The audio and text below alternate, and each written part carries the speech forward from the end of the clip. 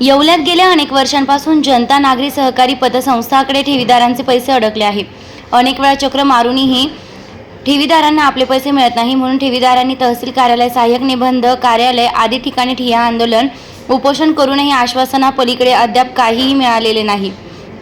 यामुळे संतप्त ठेवीदारांनी सहाय्यक निबंधक कार्यालयामध्ये ठिय्या आंदोलन सुरू केलं असून आम्हाला आमचे पैसे परत मिळवून द्यावे अशी मागणी ही पतसंस्थेतील ठेवीदारांनी केली आहे.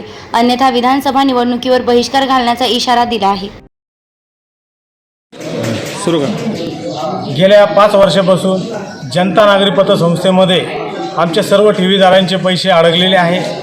आम्ही वारंवार सहाय्यक निबंधक, DDR, SP ऑफिस या सर्व ठिकाणी अर्ज फाटे करून त्यांना निवेदनं देऊन वारंवार भेटून यांनी अद्यापर्यंत आमच्या एकाही रुपयाचा प्रश्न सोडवलेला नाही. आज सर्व जनता इथं भयभीत झालेली आहे आणि सर्व हे जे अधिकारी आहे हे सगळं अंग काढूपणे करताय आणि संगतमताने हा विषय कसा लांबवण्यात येत आहे याच्यावर त्यांनी जास्त भर घातलेला आहे. सदर्व आज आम्ही ह्या सहाय्यक निबंधक ऑफिसला इथे आलेलो आहोत.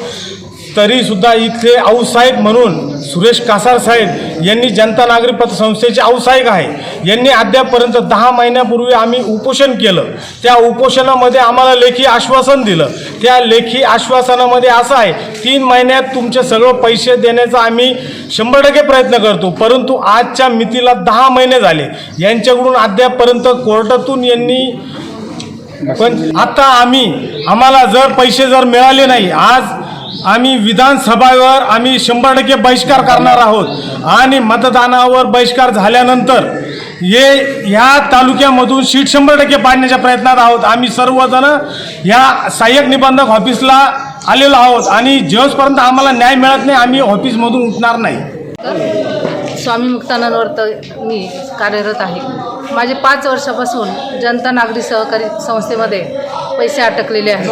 तर ते अद्यापही मला मिळालेले नाहीत. कष्टाने जे मिळवलेले पैसे आहे माझेच नव्हे तर इथे अनेक शेतकरी वर्ग किंवा कर्मचारी वर्ग आहे त्यांचे देखील पैसे अटकलेले आहेत. आम्ही अनेक वेळा आंदोलनं केली. त्यांनी आम्हाला आश्वासन दिलं की आम्ही तुमचे पैसे देऊ, परंतु अद्यापही पैसे मिळालेले नाहीत. तर या ठिकाणचे जे संचालक मंडळ, कर्मचारी जे आहेत तर या ठिकाणी आम्ही असं बघतोय की त्यांना अटक तर झालेली नाही आहे, ते मोकाट फिरत आहेत.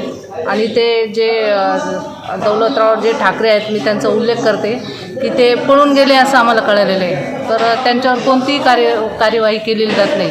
जर शासनाने त्यांच्यावर कार्यवाही केली नाही तर आम्ही विधानसभा सभेवरती जे काही